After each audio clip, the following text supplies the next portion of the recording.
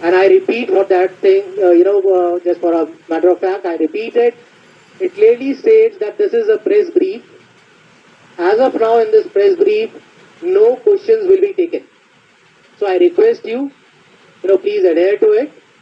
And 10:25 we start. Request to please settle down.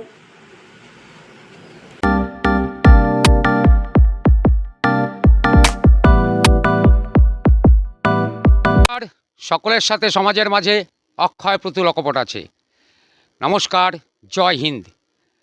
আমরা আজ গর্বিত, আনন্দিত, খুব দুঃখের পরেও একটু আনন্দের এসছে গোটা দেশবাসীর কাছে। আজ অভিনন্দন জানাই ভারতীয় সেনাবাহিনীকে, অভিনন্দন জানাই গোটা দেশে দলমত নির্বিশেষে গোটা মানুষ ঐক্যবদ্ধ, সমাজের মানুষ ঐক্যবদ্ধ, দেশের মানুষ ঐক্যবদ্ধ।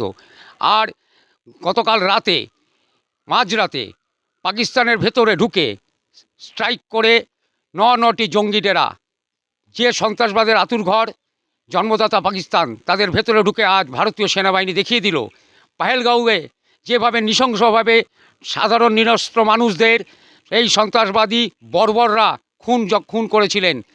আজ তার বদলা নেওয়ার দিন।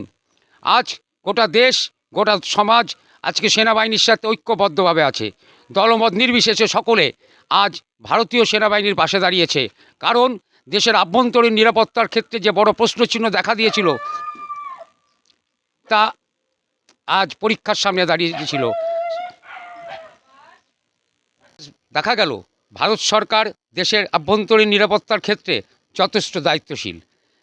আমরা কুর্নিশ জানাই দেশের সেনাবাহিনীকে, এবং যেভাবে আজকে নিদর্শন তুলে ধরল ভারত সরকার এবং ভারতের সেনাবাহিনী, তার সমস্ত আমাদের বিদেশ সচিব বিক্রম মিশ্র তার প্রেস মিটে আমাদের সামনে, গোটা দেশবাসীর সামনে, গোটা বিশ্বের সামনে তুলে ধরল।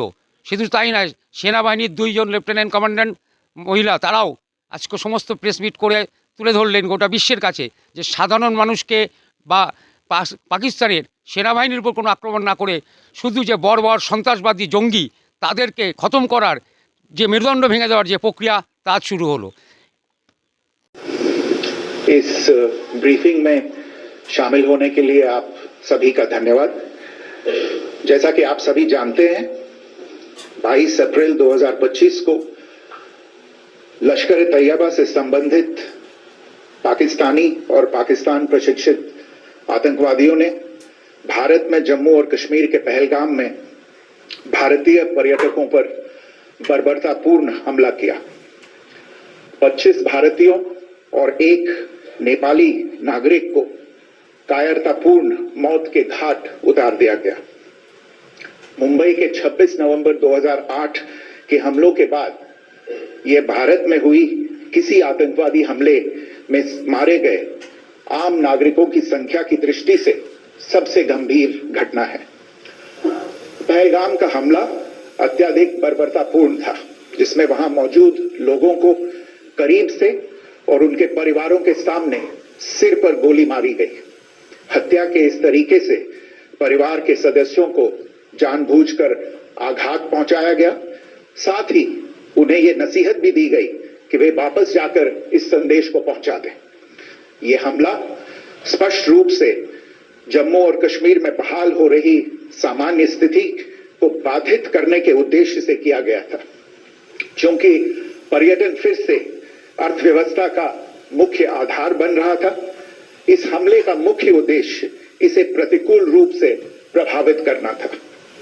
पिछले वर्ष आप सभी जानते हैं 2.25 करोड़ से अधिक पर्यटक कश्मीर आए थे। इस हमले का मुख्य उद्देश्य इसलिए संभवतः यह था कि इस संघ राज्य क्षेत्र में विकास और प्रगति को नुकसान पहुंचाकर इसे पिछड़ा बनाए रखा जाए और पाकिस्तान से लगातार होने वाले सीमा पार आतंकवाद के लिए उपजाऊ जमीन बनाने में सहायता की जाए। हमले का यह तरीका जम्मू और कश्मीर और राष्ट्र दोनों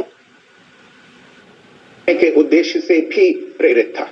इसका श्रेय सरकार और भारत के सभी नागरिकों को दिया जाना चाहिए कि इन प्रयासों को विफल कर दिया गया।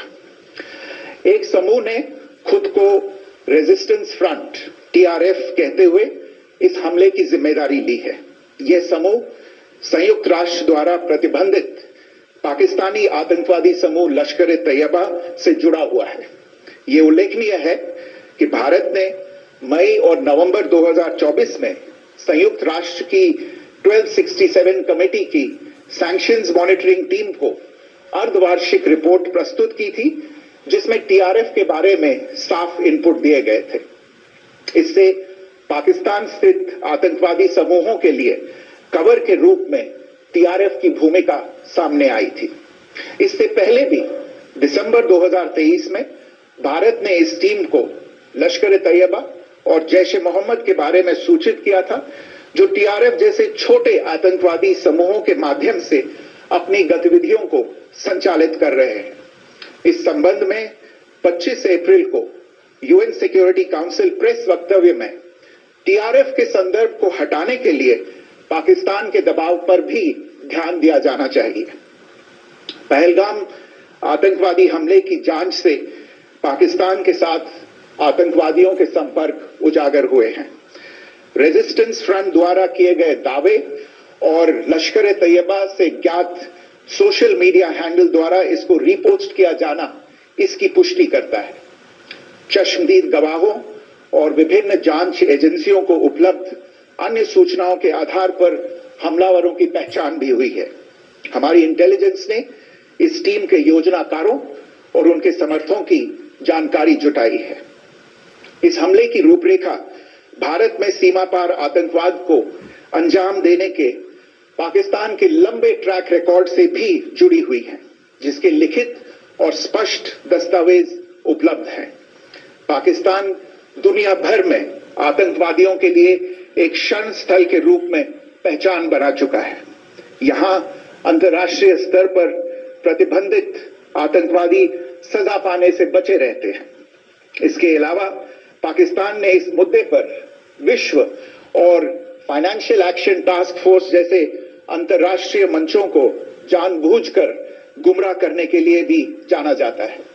साजिद मीर का मामला, जिसमें इस आतंकवादी को पाकिस्तान ने मृत घोषित कर दिया था और फिर अंतर्राष्ट्रीय दबाव के परिणाम स्वरूप वो जीवित पाया गया, इसका सबसे स्पष्ट उदाहरण है। ये स्वाभाविक है कि पहलगाम में हुए इस हमले से जम्मू और कश्मीर के साथ साथ भारत के अन्य भागों में भी आक्रोश देखा गया। हमलों के बाद भारत सरकार ने स्वाभाविक रूप से पाकिस्तान के साथ संबंधों को लेकर कुछ कदम उठाए। आप सभी उन निर्णयों से अवगत हैं जिसकी घोषणा 23 अप्रैल को की गई थी। तथापि ये आवश्यक समझा गया कि 22 अप्रैल के हमले के अपराधियों और उनके योजनाकारों को न्याय के कटघरे में लाया जाए। हमलों के एक पखवाड़े के बाद भी पाकिस्तान द्वारा अपने क्षेत्र या अपने नियंत्रण वाले क्षेत्रों में आतंकवादियों की इंफ्रास्ट्रक्चर के विरुद्ध कार्यवाही करने के लिए कोई स्पष्ट कदम नहीं उठाया गया है। उल्टे वो इनकार करने और आरोप लगाने में ही लिप्त रहा है। पाकिस्तान आधारित आतंकवादी मॉड्यूल्स पर हमारी खुफिया निगरानी ने संकेत दिया है कि भारत के विरुद्ध आगे भी हमले हो सकते हैं। अतः इनको रोकना और इनसे निपटना दोनों को बेहद आवश्यक समझा गया। आज सुबह, जैसा कि आपको ज्ञात होगा, भारत ने इस तरह के सीमा पार हमलों का जवाब देने और उन्हें रोकने तथा उनका प्रतिरोध करने के अपने अधिकार का प्रयोग किया है। यह कार्यवाही नपीतुली, नॉन एस्केलेटरी, आनुपातिक और जिम्मेदारी पूर्ण है। यह आतंकवाद की इंफ्रास्ट्रक्चर को समाप्त करने और भारत में भेजे जाने वाले संभावित आतंकवादियों को अक्षम बनाने पर केंद्रित है।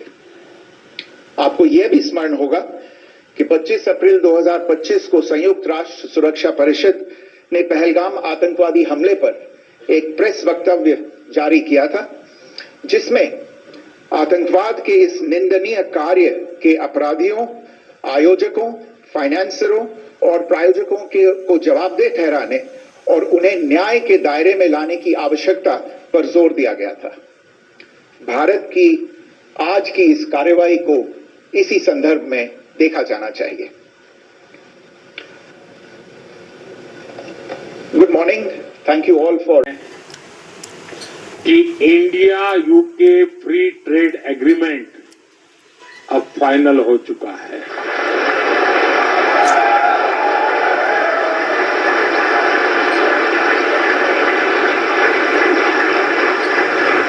विश्व की दो बड़ी और ओपन मार्केट इकोनॉमी के बीच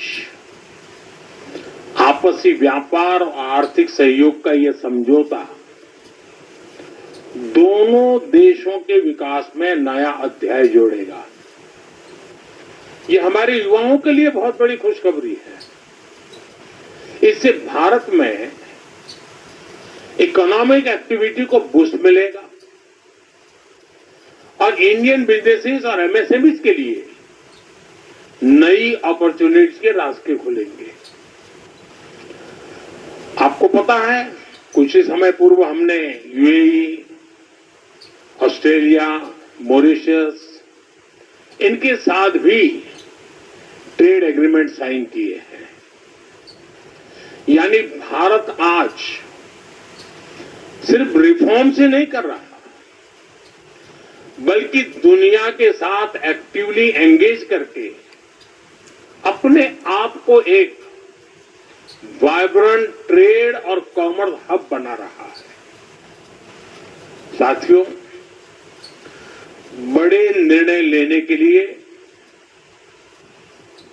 अपने लक्ष्यों की प्राप्ति के लिए जरूरी है कि देश का हित सर्वोपरि रखा जाए।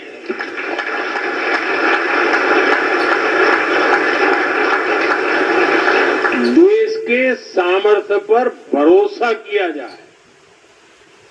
लेकिन दुर्भाग्य से हमारे देश में दशकों तक एक विपरीत धारा बनी और देश ने इसका बहुत नुकसान उठाया। एक दौर था जब कोई भी बड़ा फैसला लेने से पहले, कोई बड़ा कदम उठाने से पहले ये सोचा जाता था कि दुनिया क्या सोचेगी, वोट मिलेगा या नहीं मिलेगा, कुर्सी बचेगी कि नहीं बचेगी, कहीं वोट बैंक छिटकेगा तो नहीं। भांति भांति के स्वार्थों के कारण बड़े फैसले, बड़े रिफॉर्म्स टलते ही जा रहे थे।